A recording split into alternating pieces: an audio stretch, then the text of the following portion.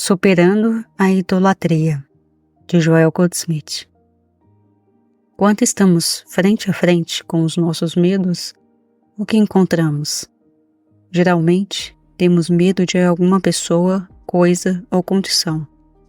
Ou, por outro lado, muitas vezes podemos estar adorando algumas pessoas, coisas ou condições. Abacuque tinha uma palavra para isso, que aproveita a imagem de escultura depois que seu artifício a esculpiu. Ela é a imagem de fundição e ensina mentiras, para que quem a formou confie na sua obra, fazendo ídolos mudos. Ai daqueles que diz à madeira, acorda, e a pedra muda, levanta. Pode isso ensinar?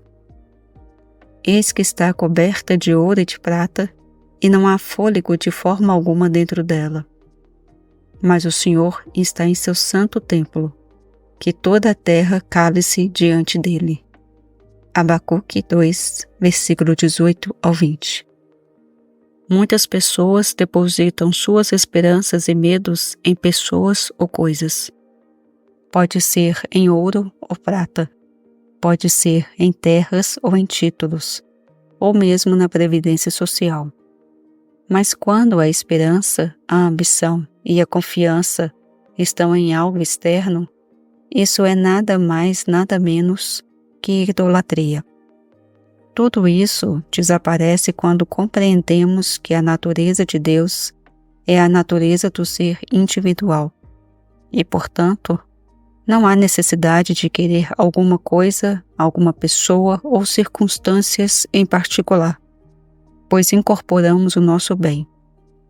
Filho, tu estás sempre comigo, e tudo o que eu tenho é teu. Tudo o que eu tenho. Não nos preocupemos com o que outras pessoas têm. Tudo o que eu tenho é teu. Na realização de que Deus é o nosso próprio ser, como podemos temer, amar ou odiar ouro ou a prata, germes ou venenos, balas ou bombas? Como podemos temer que Deus ou o ser de Deus possa ser destruído? E o ser de Deus não é a essência e a substância do nosso ser?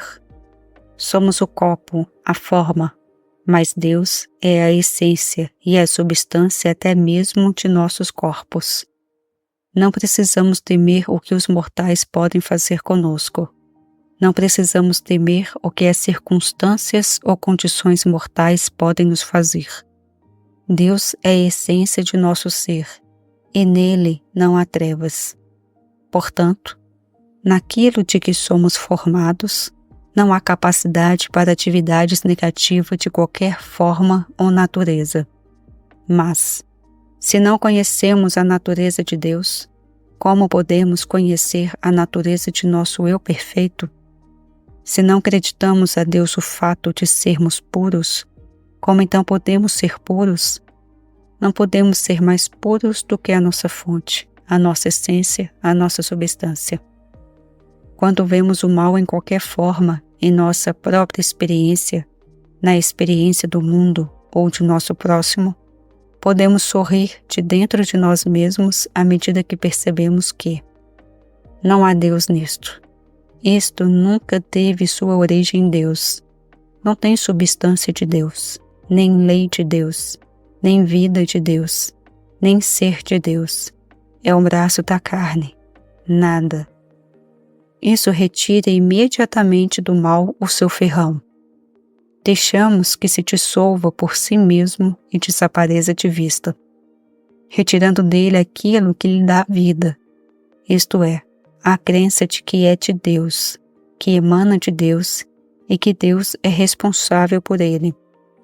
Mas se não há mal em Deus, não há mal algum, pois Deus é a fonte de toda a criação. Precisamos apenas olhar para qualquer situação e perceber que não há Deus nisto, não há poder para sustentá-lo, e não há lei de Deus para mantê-lo, não há poder além de Deus. Então ele deve se dissolver e desaparecer. Isso remove a idolatria, Isto nos impede de amar, temer ou odiar o que tem forma, porque sabemos que a verdadeira essência de toda forma é Deus. Qualquer forma errônea que possa aparecer não tem existência, exceto na crença em dois poderes, ou exceto na crença de que Deus a causou. Uma vez que removemos Deus como causa, fundamento e fonte do mal, começamos a sua dissolução. Como seres humanos, estamos vivendo uma vida separada e apartada de Deus. E enquanto fizermos isso, é certo que haverá algum bem e algum mal. Isto ocorre porque não temos um princípio claro pelo qual viver. Não compreendemos o significado da onipresença de Deus. Não entendemos que onde Deus está, eu estou. Que o lugar onde estamos é solo sagrado. Que a presença de Deus está dentro de nós. Que há um Deus mais próximo do que a respiração e mais próximo do que as mãos e os pés.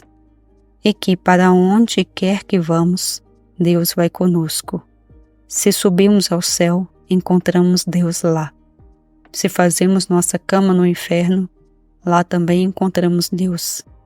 Se caminhamos pelo vale da sombra da morte, Deus está lá. Mas qual é a natureza desta presença que vai conosco? Será que a presença de Deus vai nos recompensar? Vai nos punir? Vai nos curar? Vai infligir iniquidade sobre nós até a terceira e quarta geração? Ou este Deus que está conosco é uma influência totalmente boa, uma influência perfeita, uma influência para a liberdade, alegria e o bem infinito de nossa vida?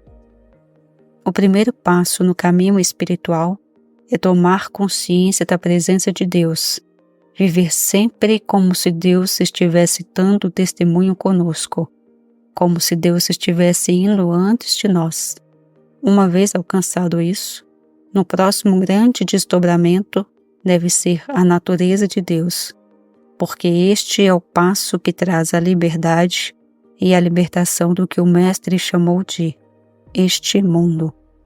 Conhecer Deus como este ser puro em que o mal não tem origem, fonte, fundamento, causa e poder é viver em liberdade. Porque se ele não é a causa do mal, não tem causa, pois só Deus é a lei, vida, substância, atividade e ser.